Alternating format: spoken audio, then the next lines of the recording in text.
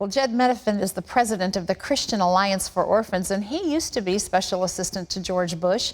He's also the co-author of the new book, Upended. He's joining us to talk about this subject. Jedd, welcome to the 700 Club. Thank you, Terry.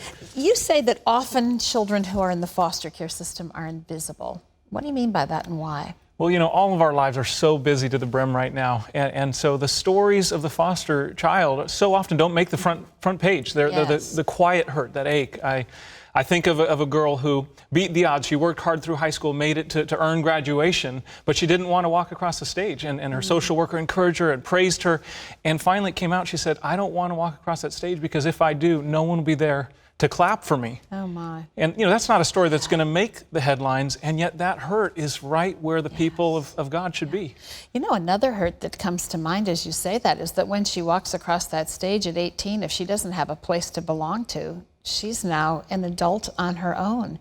Talk a little bit about the profile of kids that are in foster care. People sometimes think these are problem kids. Really, the kids are there because other people have problems that should be taking care of them. Absolutely. You know, sometimes we think a kid ended up in the foster system because they did something wrong, that there's a juvenile delinquency, but that's not the case. It's that the people who were supposed to love them didn't, and they were exposed to neglect or abuse, and so they're hurting children, and yet they're precious children.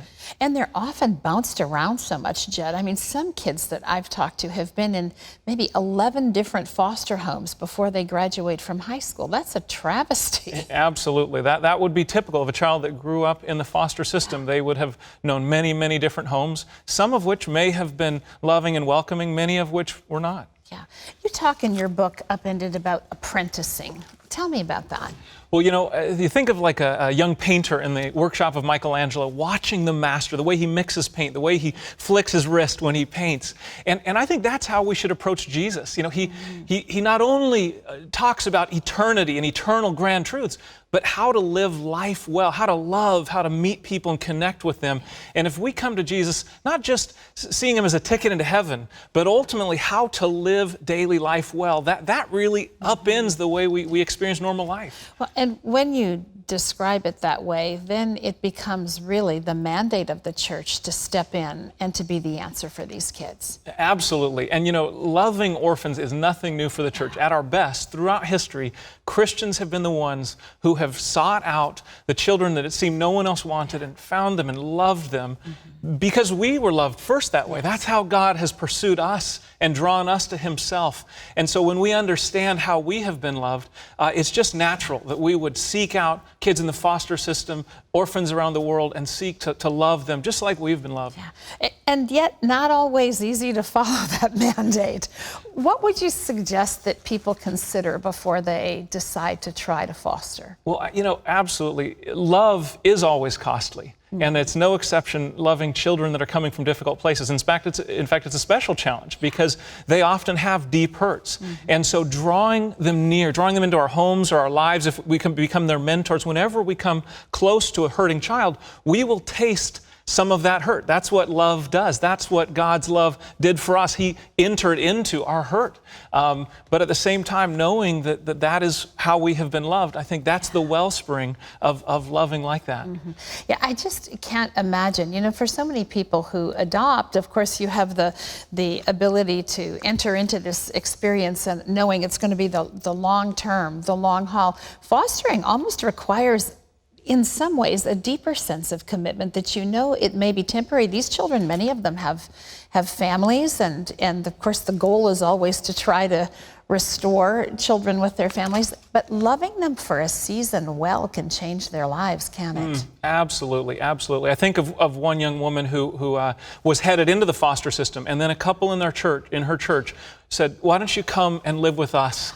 And you know, she expressed to me, she said, all my life I'd heard about God as Father, God is loving me, but I don't think I ever believed it until this couple showed that to me and welcomed her in. You work with the Alliance. You head the Alliance for Orphans, and foster care is a part of that whole thing. What trends are you seeing? Because it seems like there's a move of God in the church today, that people are hearing what you're saying. They're seeing these kids that are in like the pieces that we just showed. They're hearing them say, I need a place to belong, somebody to love me. Absolutely. You know, I think the church is really re-earning its historic reputation as a people that take special care for the fatherless. We're rediscovering James 1:27, the pure and faultless religion that looks after orphans and widows in their distress. And so just last week, there was a gathering of more than 2,500 people from 49 states, 25 countries, all gathered together this year in Nashville, learning how to do this wisely and well, how to love through adoption and foster care and mentoring and supporting work around the world. And it is just beautiful to see. You see the heart of God pulsing there. You know, I was at the Alliance last year and saw people from not just the United States, but all around the world, and all united in this passionate heart to make a difference in the lives of kids. And I think people are doing that. There are lots of resources available too. So you're not the Lone Ranger if you're out there today, and you supply a lot of those at the Alliance. Absolutely. Because it's a costly, challenging road, we need the community of the church. And so, you know, the Christian Alliance for Orphans really seeks to equip the local church community, not just individual families, but communities to do this together. Because even though we are not all called to adopt, we're not all called to foster, we all can play a role in loving the orphan. Yes, and that's a role that's becoming more and more significant in churches around the country. Even Jonathan Good's Faultless film, you know, something every believer really ought to see and pray about and contemplate. God, what would you have me do? That's sort of the beginning, isn't it? It absolutely is. And our prayer is that ultimately the local church in every nation would be known as the primary answer for the orphans in their midst. So for us in America, that's kids in the foster system especially. Almost 500,000 of them. We need to understand the significant need.